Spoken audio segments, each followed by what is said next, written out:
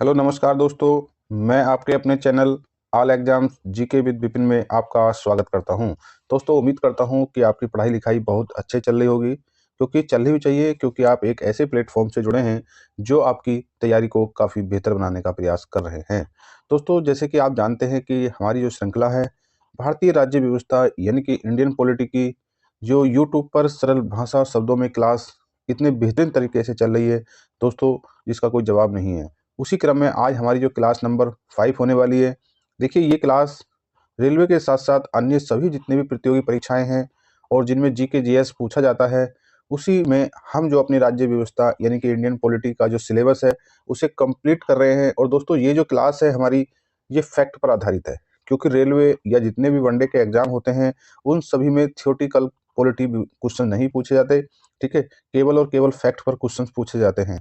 तो ये जो हमारी श्रृंखला है फैक्ट बेस्ड क्वेश्चंस यानी फैक्ट यानी पर आधारित है। तो आज हमारी जो क्लास नंबर 5 है ये बहुत बेहतरीन क्लास होने वाली है। आप इसे सभी परीक्षाओं के लिए फॉलो कर सकते हैं, जितनी भी प्रतियोगी परीक्षाएं हैं। तो चलिए ज़्यादा समय नहीं लेते, अपनी क्लास स्टार्ट करते हैं। दोस्तों आपसे कहना चाहते हैं कि जिस भी दोस्त ने ये अभी तक इस चैनल को सब्सक्राइब नहीं किया, तो दोस्तों इस चैनल को सब्सक्राइब कर लीजिए और बेहतर तैयारी के लिए अपने दोस्तों में भी शेयर करें। और जिन भी मित्रों ने इस चैनल को सब्सक्राइब कर लिया है उनका दिल से बहुत बहुत धन्यवाद। तो चलिए दोस्तों अपनी क्लास को स्टार्ट करते हैं।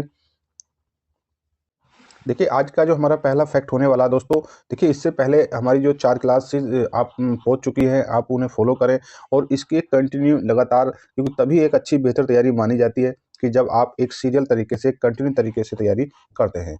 तो ये क्लास नंबर 5 है। आप इस क्लास को अगर बीच में से देखते हैं तो शायद आपको कुछ कॉन्सेप्ट क्लियर नहीं हो पाएंगे। तो इससे पहले जो प्लेलिस्ट बनी हुई है, हर सब्जेक्ट की प्लेलिस्ट चैनल पर बनी हुई है।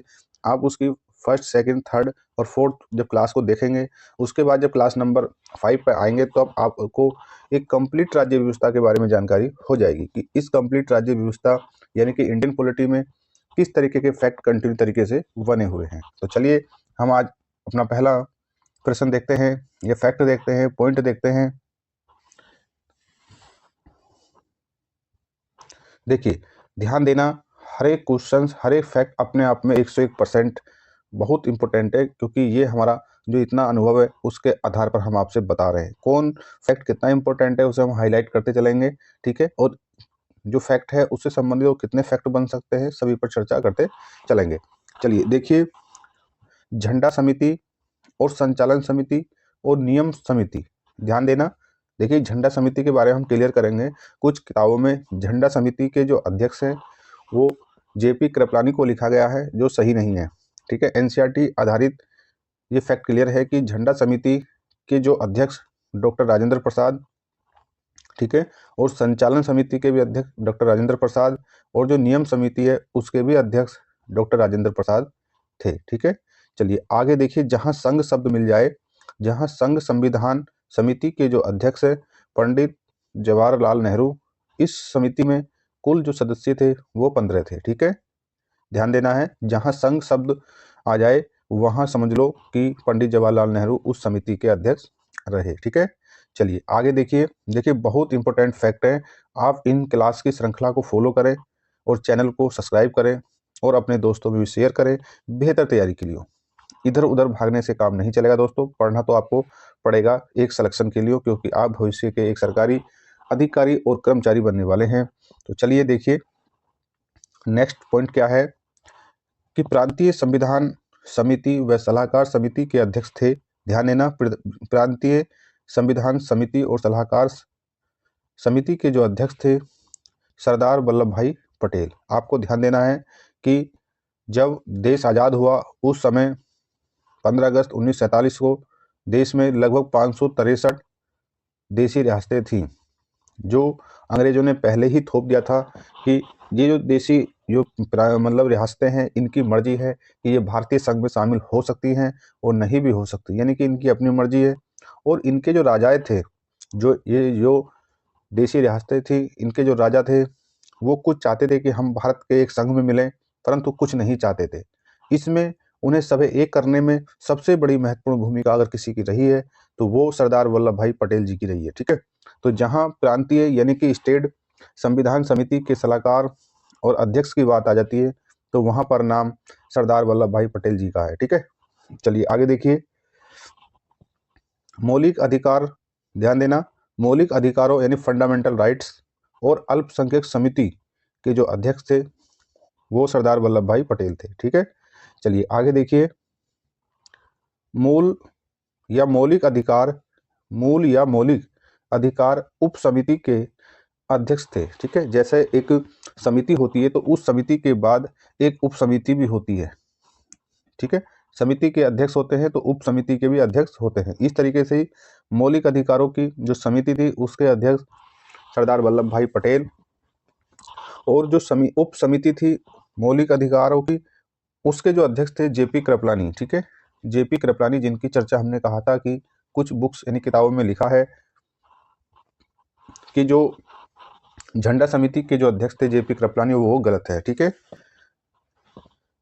चलिए आगे देखिए। आगे क्या है कि भारतीय स्वतंत्रता अधिनियम पारित, ठीक है, भारतीय स्वतंत्रता अधिनियम पारित किया गया था। कब किया गया था? तो 18 जुलाई 1947 को। ठीक है, भारत की स्वतंत्रता अधिनियम पारित किया गया 18 जुलाई 1947। ठीक है, चलिए आगे देखिए। संविधान सभा, संविधान सभा के द्वारा जो राष्ट्रीय ध्वज यानी कि हमारा जो तिरंगा है, तिरंगे को कब अपनाया गया? कई बार परीक्षाओं में सेम टू सेम पूछा गया है। देखिए हर एक फैक्ट इतना इंपॉर्टेंट है, जब आप किसी इन सब क्लासेस को करने के बाद, अच्छी तैयारी करने के बाद जब आप किसी मॉक टेस्ट लगाएंगे, ठीक है, आपको प्रैक्टिस सेट लगाएंगे, तब आप देखेंगे कि ये question same to same copy cut copy paste यहाँ से मिलेंगे आपसे। ठीक है, चलिए आगे देखिए। तो जो हमारा राष्ट्रीय ध्वज है, तिरंगा है, उसे हमारी जो संविधान की सभा ने कब अपनाया? तो 22 जुलाई 1947 को। कई बार डेट पूछी गई है। चलिए आगे देखिए। झंडा दिवस, झंडा दिवस मनाया जाता है तो 22 जुलाई को मनाया जाता है क्योंकि इसी दिन संविधान सभा के द्वारा इसे अपनाया गया। ठीक है, चलिए आगे देखिए।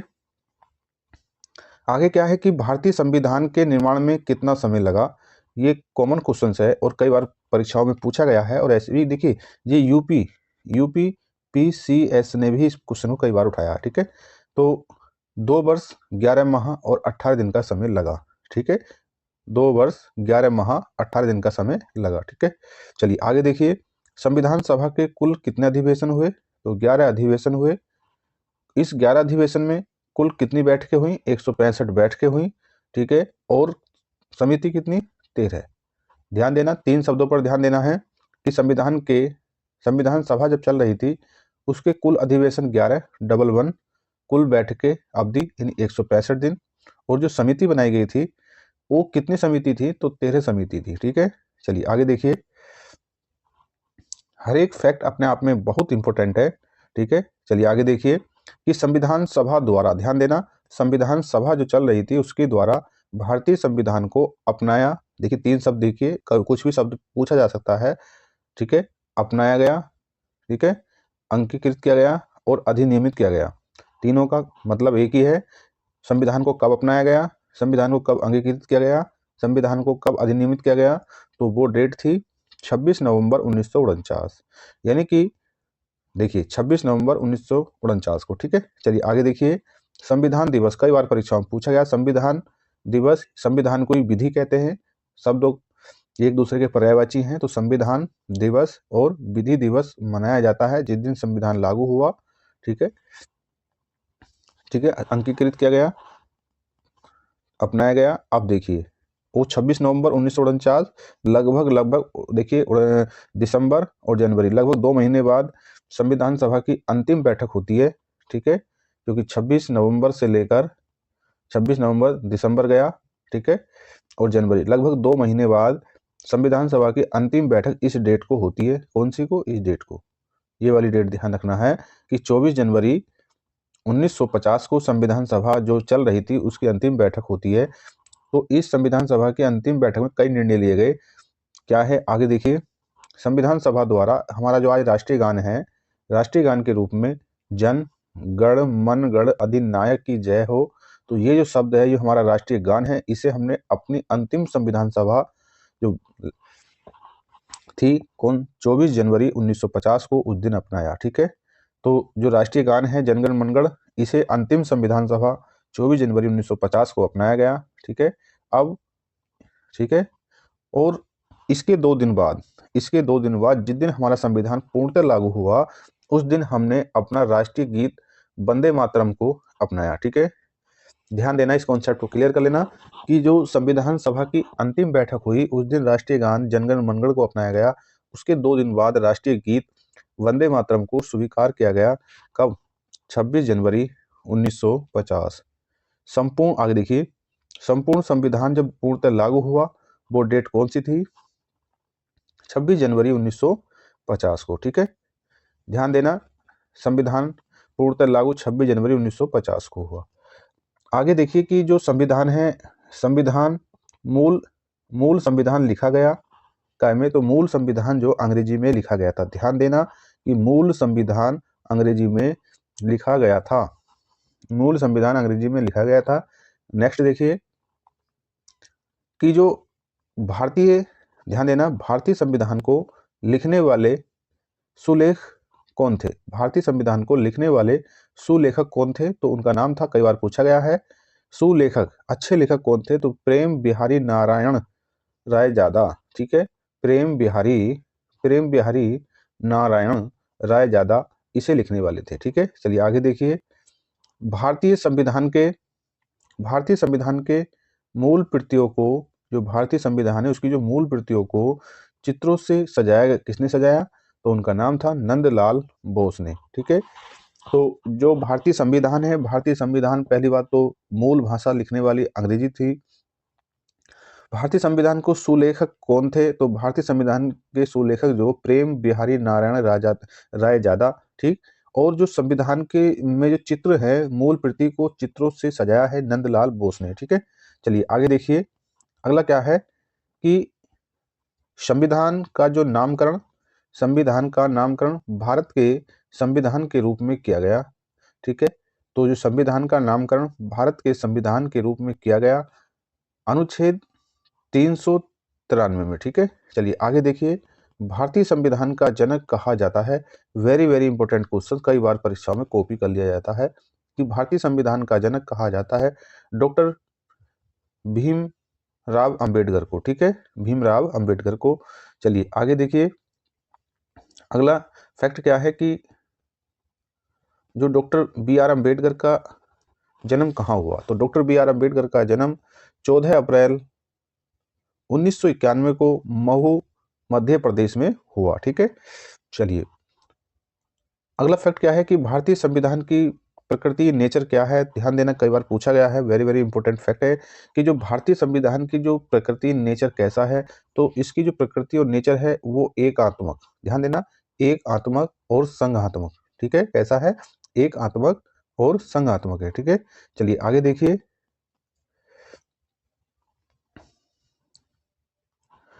आगे क्या है कि जो भारत एक धर्मनिरपेक्ष देश है, इसका तात्पर्य क्या है? भारत एक धर्मनिरपेक्ष, इस शब्द को पहचाने, धर्मनिरपेक्ष, कई बार पूछ लिया जाता है, बच्चे कंफ्यूजन हो जाते हैं कि भारत एक धर्मनिरपेक्ष है, इसका तात्पर्य क्या है कि भारत में सभी धर्मों का महत्व स्वीकार है। आप देखते होंगे कि हमारा भारतीय समाज में सभी धर्मों को स्वीकार किया गया है।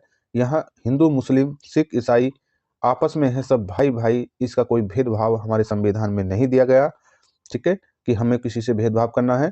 तो धर्मनिरपेक्ष का मतलब यही है कि सभी धर्मों का महत्व को स्वीकार करना है, चाहे वो हिंदू धर्म हो, चाहे मुस्लिम धर्म हो, चाहे सिख धर्म हो, चाहे ईसाई धर्म हो, कोई भी धर्म हो, सभी धर्मों को समान मान्यता देनी है। ठीक है, चलिए आगे देखिए कि भारत एक गणतंत्र है, इसका मतलब है कि भारत में राष्ट्र का प्रधान राष्ट्रपति निर्वाचित होता है। ठीक है, राष्ट्र का प्रधान राष्ट्रपति निर्वाचित होता है। चलिए आगे देखिए, अगला फैक्ट क्या है कि देखिए, वेरी इंपॉर्टेंट फैक्ट है ये, कई बार पूछा गया है कि भारत का संविधान अंशतः, देखिए अंशतः माने कुछ कठोर है और कुछ जो लचीला है।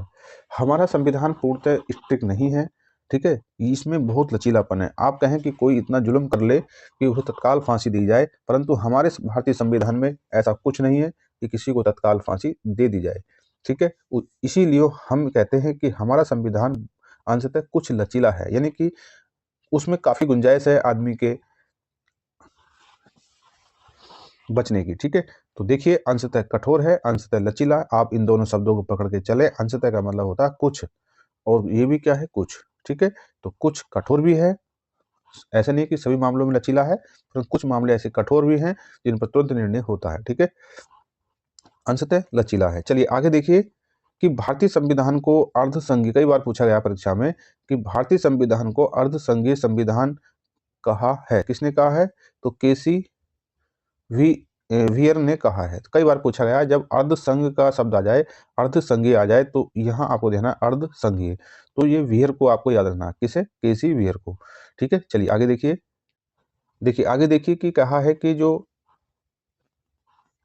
कि मूल संविधान में अनुच्छेद, अनुसूची और भागों की संख्या कितनी है? तो मूल संविधान में 395 अनुच्छेद और 8 अनुसूची और 22 भाग थे, ठीक है, ध्यान देना है। अब देखिए वर्तमान में अनुच्छेदों की संख्या 495 से अधिक, लगभग 500 है, ठीक है। वर्तमान में अनुसूचियों की संख्या जहां 8 अनुसूची थी, अब वर्तमान में 12 अनुसूची है। 4 कौन सी अनुसूची है, सबकी चर्चा करी जाएगी, ठीक है। चलिए आगे देखिए कि वर्तमान में संविधान में कुल भाग कितने हैं? तो पहले मूल संविधान में 22 भाग थे, वर्तमान में 25 हैं, ठीक है।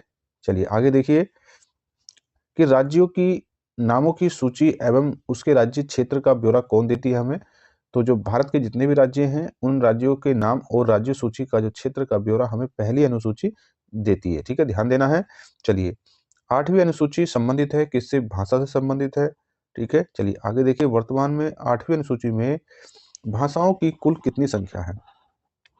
तो वर्तमान समय में जो हमारी 8वीं अनुसूची है, 8वीं अनुसूची में 22 भाषाओं का जिक्र किया गया है, या 22 भाषाएं हैं, परंतु शुरू में जो 8वीं अनुसूची में केवल 14 भाषाएं थी, अन्य भाषा जोड़ी गई हैं, समय समय पर अलग अलग संविधान के माध्यम से जोड़ी गई है संशोधन के। तो देखिए पहले कौन सी भाषा, ये वाली भाषा है, तो सिंधी भाषा 8वीं अनुसूची में जोड़ी गई। कब जोड़ी गई? वो संविधान का क्रमांक था 21वां, और 1967 में सिंधी भाषा को जोड़ा गया 21वां संविधान संशोधन के माध्यम से, ठीक है। कई बार परीक्षाओं में पूछा गया, ध्यान देना कि सिंधी भाषा को 8वीं अनुसूची में 21 संविधान संशोधन 1967 के द्वारा जोड़ा गया। ऐसे ही मणिपुरी, कोड़ंकी और नेपाली, यानी 3 भाषा थी, इन 3 भाषाओं को 8वीं अनुसूची में जोड़ा गया। कब जोड़ा गया? वो जो क्रमांक था कौन सा? 71वां संविधान संशोधन 1992 के द्वारा हुआ, ठीक है। चलिए आगे देखिए, आगे कौन सी भाषा है कि 8वीं अनुसूची में बोडो, मैथिली, डोगरी, संथाली भाषा को जोड़ा गया 92वां संविधान संशोधन 2003, ठीक है। वेरी इंपॉर्टेंट ये संविधान संशोधन रहा। चलिए आगे देखिए कि हिंदी को भारत की राजभाषा के रूप में स्वीकार किया गया। वेरी वेरी इंपॉर्टेंट फैक्ट है ये कि 14 सितंबर 1949 को हिंदी को राजभाषा के रूप में स्वीकार किया गया। देखिए राष्ट्रभाषा हमारी कोई नहीं है, ठीक है। राजभाषा वो होती है जो सर्वाधिकार क्षेत्र में बोली जाती है, ठीक है।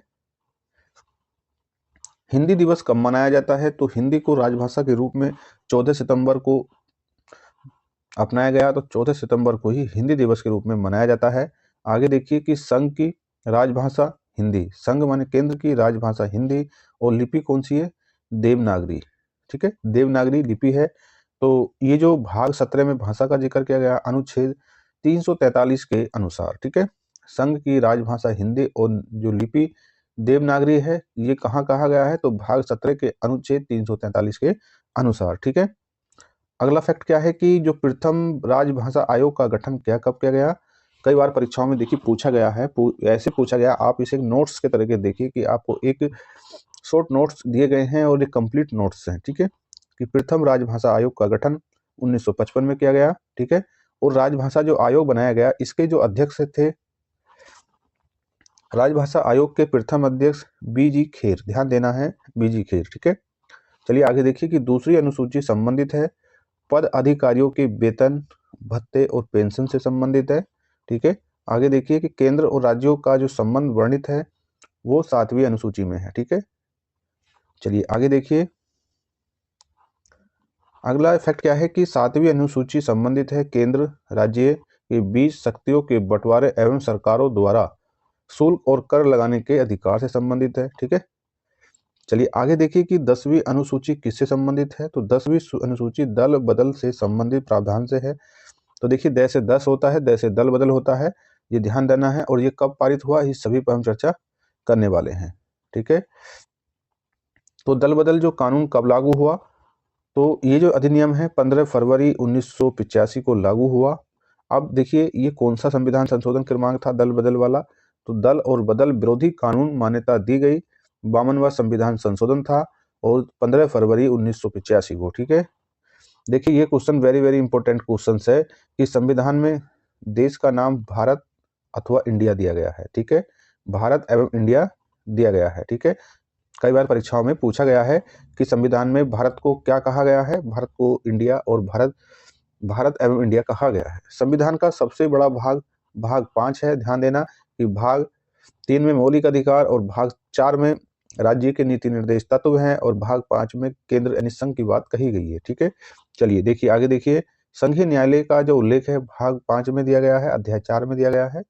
ठीक है, चलिए आगे देखिए कि संविधान के 15वें 18वें भाग का जो विषय क्या है, तो 15वें भाग में निर्वाचन से संबंधित है और जो 18वां भाग है उसमें आपातकाल से संबंधित जानकारी का प्रावधान है। ठीक है, चलिए आगे देखिए कि प्रथम लिखित संविधान दिया। ठीक है, सबसे पहले जो लिख के जो संविधान दिया वो किसने दिया, अमेरिका ने दिया। ठीक है, अब अमेरिका के बाद अन्य कंट्रियों ने भी अपने संविधान दिए, परंतु भारतीय संविधान भी अमेरिका के संविधान से प्रेरित है लिखित होने के नाते। तो प्रथम लिखित संविधान अमेरिका का है, तो ये तो पहला था, काफी छोटा होगा, परंतु लिखित होने के साथ साथ सबसे बड़ा संविधान होने का जो गौरव है वो भारत के हाथ है। जैसे कि सबसे बड़ा लिखित संविधान किसका है पूरे विश्व में, भारत का। ठीक है, चलिए आगे जो अगला फैक्ट देखिए कि अनुच्छेद 1 में भारत को कहा गया है, कई बार पूछा गया है, वेरी वेरी इंपॉर्टेंट फैक्ट है कि अनुच्छेद 1 में भारत को कहा गया है राज्यों का संघ। ठीक है, राज्यों का एक संघ कहा गया है किसे, भारत को। किसमें, अनुच्छेद 1 में भारत को राज्यों का संघ कहा गया है। चलिए आगे देखिए, नए राज्यों का प्रवेश और स्थापना की शक्ति का जो प्रदान की गई है वो अनुच्छेद 2 में है। ठीक है, चलिए आगे फैक्ट देखिए कि अनुच्छेद 3 के तहत नए राज्यों का निर्माण और वर्तमान राज्यों के क्षेत्र सीमाओं नामों में परिवर्तन करने का अधिकार किसे है। तो देखिए वो संसद है हमारी, जिसे राज्यों के निर्माण और वर्तमान क्षेत्र सीमाओं परिवर्तन करने का जो अधिकार है भारतीय संसद को है। ठीक है, चलिए नेक्स्ट क्वेश्चन देखिए, नेक्स्ट फैक्ट देखिए कि राज्य पुनर्गठन आयोग की स्थापना कब हुई। राज्य पुनर्गठन आयोग की स्थापना 1953 में होती है।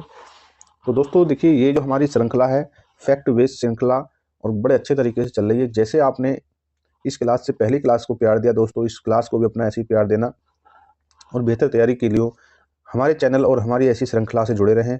ठीक है, तो चलिए मिलते हैं अपनी अगली क्लास में। दोस्तों देखिए फिर एक बार कहना चाहेंगे, अगर अभी तक आपने इस चैनल को सब्सक्राइब नहीं किया तो दोस्तों सब्सक्राइब कर लीजिए और हमारे साथ जुड़िए बेहतर तैयारी के लिए। चलिए मिलते हैं आपसे अपनी अगली क्लास में, तब तक जय हिंद जय भारत।